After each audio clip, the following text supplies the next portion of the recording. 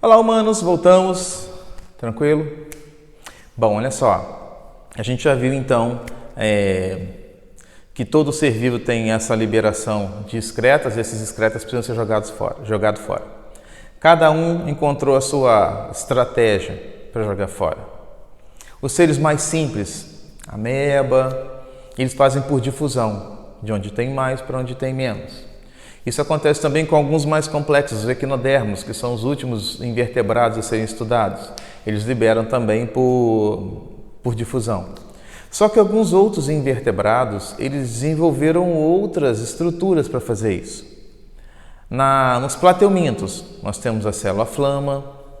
Nos nemateumintos, nós temos os tubos em H. Nos anelídeos, nós temos os nefrídeos, que já começa a esboçar uma estrutura bem parecida com a nossa. Parecida, tá? Mas tá bem lá atrás. E eles vão se desenvolvendo. Entre os artrópodos, nós temos lá os túbulos de Malpighi dos insetos. Isso é uma coisa importante para você guardar. Falou em túbulo de Malpighi, ele está falando em inseto. Dificilmente numa prova vai cair glândulas verdes e glândulas coxais ligadas a aracnídeos e crustáceos. E se por acaso cair alguma coisa de quilópodos e diplópodos, também são túbulos de Malpighi. Mas boa parte das provas, quando fala em túbulo de Malpighi, ele está ligando a inseto. Tá legal? É um sistema excretor dos insetos. Mas o princípio é sempre o mesmo. Pegar a toxina, ligar para algum lugar e jogar fora. Tá legal? Sempre assim. Bom, a excreção humana, nós temos uma estrutura bem complexa para isso, que é o sistema renal. Lembrando, o sangue dito sujo é aquele que tem um monte de excretas acumulados, que está pegando muito colesterol, está pegando muita sujeira. Legal? Bom, para esse sangue ficar limpo, entre aspas, ele vai ter que ser filtrado nos rins, ok? Então vamos lá, vamos dar uma relembrada no sistema circulatório. Nosso sistema circulatório, ele tem 4 cavidades. Lembra disso? Beleza. Átrio direito, ventrículo direito, átrio esquerdo, ventrículo esquerdo. Beleza? Então vamos dar uma relembrada. O sangue venoso chega no átrio direito pela veia cava, passa para o ventrículo direito, não retorna porque a válvula não permite, sai pela artéria pulmonar para chegar até os pulmões. Lembrando que a artéria leva o sangue com pressão, tem que ter pressão para o CO2 sair do sangue venoso e passar por o alvéolo pulmonar, por isso que chega lá com pressão, tá legal? Vai acontecer a hematose, o sangue vai se oxigenar, vai se transformar num sangue arterial, vem devagarzinho pelas veias pulmonares, chega até o átrio esquerdo, que bombeia com força para o ventrículo esquerdo, que bombeia com bastante força para o organismo inteiro, que vai sair para um vaso sanguíneo muito importante chamado artéria aorta. Bom, essa artéria aorta, quando ela sai do coração, ela se bifurca, sobe carótida e desce a aorta abdominal. Esse sangue está sujo, porque ele veio do organismo, lembra? Veio a cava lado direito do coração, tá legal? Bom, esse sangue sujo que está na aorta abdominal vai se ramificar para a aorta renal. Então, a aorta renal, ela tem uma importância assim alta, porque ela vai filtrar aquele sangue altamente oxigenado que está saindo diretamente do coração. Só depois que passar ali pelos rins para ser filtrado, para retirar todas aquelas impurezas, é que ele vai correr para o organismo para fazer essa troca gasosa de novo. O que acontece é o seguinte, esse sangue que depois que passa pelos rins fica limpo, que corre pelo organismo, existem algumas partes do seu corpo que têm uma necessidade muito grande de oxigênio, então não dá para esperar passar pelos rins. Então, quando a aorta sai do ventrículo esquerdo, ela se bifurca em aorta abdominal e a carótida. Esse sangue está sujo, que vai subir pela carótida. O mais importante aqui dentro é a oxigenação e a glicose. Então, muitas vezes, placas de colesterol ou algumas substâncias mais tóxicas ficam acumuladas aqui e podem provocar algum entupimento. A primeira ramificação da aorta é chamada de coronária, que vai irrigar o coração por fora. Esse sangue também não passou pelos rins ainda, então ele está sujo. Então ele também pode entupir essas coronárias. Então boa parte dos acidentes vasculares acontece no coração e no encéfalo, porque ele não passou pelos rins ainda. Tá ok? Entendido? Beleza. Então isso aqui é altamente vascularizado. Pessoas ditas normais têm 2 rins, algumas pessoas têm 3, outras pessoas têm 1. Mas normal ter 2. Nossa, 3 rins, ele filtra pra caramba. Geralmente 1 é vestigial, tá legal? Mas 1 rim só dá conta do seu organismo inteiro. Então não sobrecarrega nem um rim, nem o outro, tá bom? Bom, esse sistema renal, ele tem algumas partes importantes. Tem os rins, ok? E vai fazer a filtragem, tudo direitinho. O lixo chamado de urina ou filtrado glomerular, xixi, cacete, vai sair por aqui e vai descer por esse canal. E esses 2 canais são chamados de ureteres. Ureteres. A urina vai chegar até aqui, o filtrado glomerular vai chegar até aqui e vai ser armazenado. Vai ser armazenado na bexiga. E da bexiga ele vai sair pela uretra. Ok? Bom, o que acontece é o seguinte. Essa uretra você consegue segurar, porque os esfíncteres são músculos voluntários, até um determinado ponto, mas são voluntários. Aí você fala assim, também não vou fazer xixi nunca mais na minha vida, é só trancar a uretra. Cara, o problema é o seguinte, esse xixi que está vindo daqui, os ureteres têm musculatura lisa, você não controla. Se você não controla, vai sempre chegar a urina aqui. E à medida que o xixi vai acumulando aqui, ele vai fazendo pressão aqui. E ele vai se dilatando um pouquinho e vai pegando inervações que você tem. Isso dói. Então vai chegar um momento que essa pressão aqui vai falar mais alto do que isso daqui. E agora vai sair, porque tem que sair. Tá legal?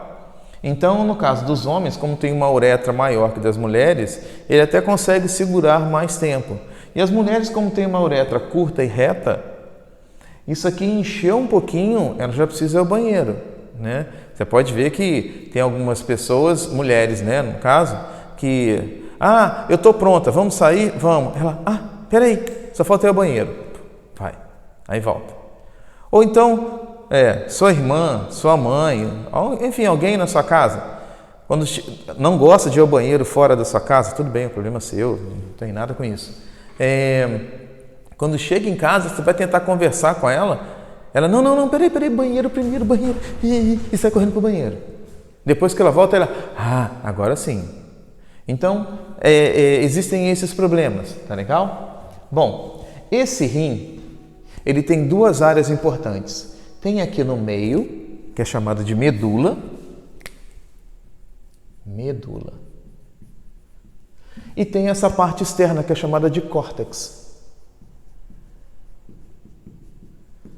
Legal? Função dessas 2 partes. O córtex é responsável pela filtração. Ou seja, os vasos sanguíneos chegam aqui.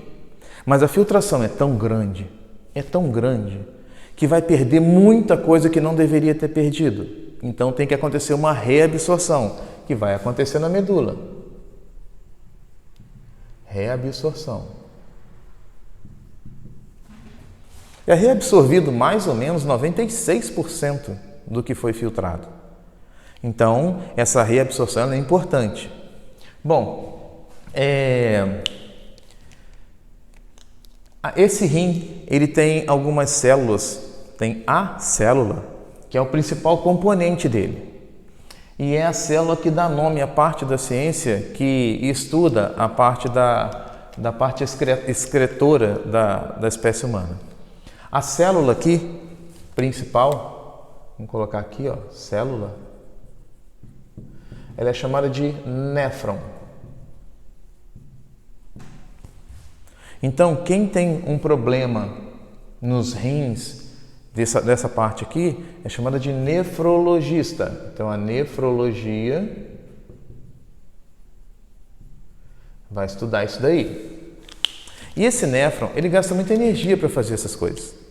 Então, todo néfron tem uma quantidade muito grande de mitocôndrias, porque gasta-se muita energia para fazer a reabsorção. Tá legal? Que a gente vai ver depois. Existem alguns exames que verificam se essas células estão funcionando ou não. É como se fosse uma imunofluorescência indireta. Ele coloca um contraste que vai chegar aqui e vai iluminar todas as células que são funcionais. Então, de acordo com esses exames, se o médico perceber que essas células funcionais já não são tão funcionais, o rim vai brilhar menos em determinados pontos e o médico vai fazer o tratamento para saber o que está acontecendo com essas células, tá legal? Que são as células do néfron. Fechado? Então a gente vai, daqui a pouco, na excreção número 3, a gente vai abrir esse néfron para saber o que acontece com ele na filtração e na reabsorção, tá legal? Então, isso aqui é uma parte importante do seu corpo e existe um equipamento que é produzido pelo homem, que é o que imita com maior perfeição uma parte do seu corpo, que é um aparelho de hemodiálise. Ele repete com bastante eficiência o que o rim faz.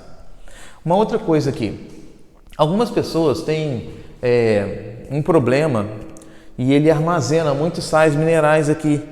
Esses sais minerais que ficam aqui formam pedras, cálculos renais. E esse cálculo renal vai passar por aqui. Esse movimento aqui é involuntário. Então ele vai empurrando essa pedra para cá. Você está tendo uma crise renal. Segundo os especialistas, é dor de primeiro grau, é o que dói mais.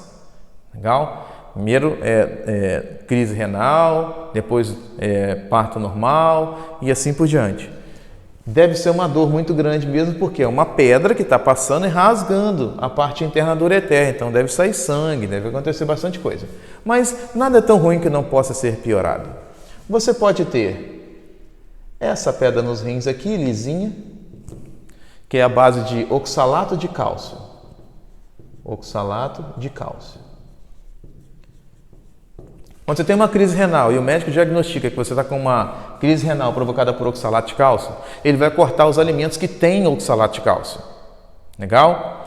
Tomate, leite, tá legal? Queijo. Então vai dando uma cortada nessa parte aí que tem oxalato de cálcio. Mas se o seu cálculo renal for todo pontudinho assim, o que é pior, porque vai descer rasgando, aí vai rasgar mesmo, garrinha de Wolverine descendo, isso aqui é a base de ácido úrico.